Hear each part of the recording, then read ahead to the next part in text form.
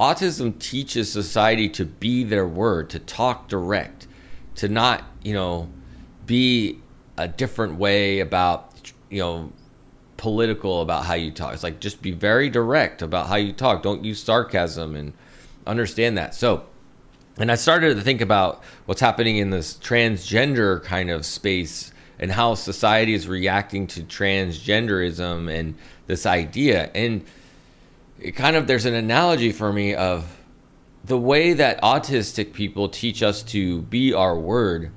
Transgender people are teaching us to see the person, not the gender, right?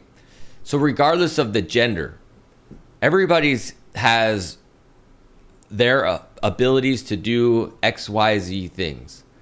So we've assigned genders in a sense to represent certain things about a person rather than just learning from that individual.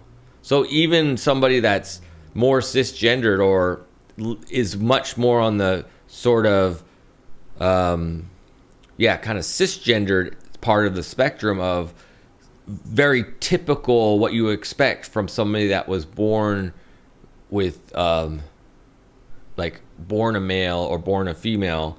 And so you would put them in a category and expect them to be able to function with most of that category. But that's even putting a lot of expectation on that, right? We're not, sometimes our assumptions of someone that's,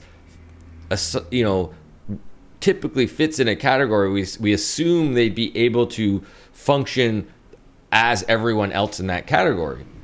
So what this transgender idea is doing is telling us, no, we should look at each person individually and ask them what they're capable of, what they can do, and those kind of things. Is one just example of what I'm thinking about, because what this transgender kind of concept is making me think of is it's getting society to look at the individual and go, regardless of what they look like in terms of how they express, whether they're more feminine or masculine presenting, regardless of how they present themselves, it doesn't mean they fit what you think they should fit in terms of expectations. So this idea of transgender people makes us have to check our expectations before we enter the relationship and go, what is it that you're capable of? And allow that person to show us or tell us or remind us or whatever it might be, but say, this is what I'm able to bring to this society, to this conversation, to this idea. Example, like this is what I'm thinking of, might as well talk about it, is like, males versus like women. I'm still working on the proper ways of phrasing these kind of concepts, but more masculine kind of people in our society tend to be stronger, right?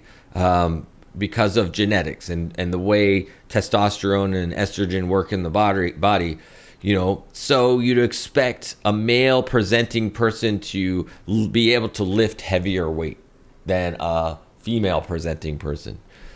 And so that concept, I think, although it makes it convenient, potentially obviously stereotyping and labeling people makes everything more convenient for the people that are less willing to do the work, right? So it's requiring society to get out of its own way, redefine how it aligns kind of the thoughts around what people are capable of doing, and just do it on an individual basis, closer to it, or at least allow the person to say, yeah, I actually can't lift 50 pounds, whatever it might be. I can lift 35 pounds comfortably, or whatever, and so when it comes to certain types of, situations, it shouldn't matter what they look like, just matters what you you agree upon as the person that's interacting with the other person and saying, this is what this relationship will look like. I don't know. So the bottom line, in a sense, is this concept of transgender is giving humanity an opportunity to remove more stereotypes, remove more expectations, and get to know people on a more individual basis versus what you assume should happen. So we're seeing the person as a person versus as a gender or some label. You see the person as a person.